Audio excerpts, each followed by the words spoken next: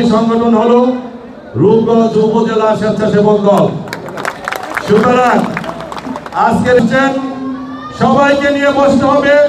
অনুষ্ঠান শেষ না হওয়া পর্যন্ত আপনারা কেউ এখান থেকে যেতে পারবেন না। আপনাদের নেতৃত্ব নির্ভর করবে আপনাদের দায়িত্বশীলতার উপরে।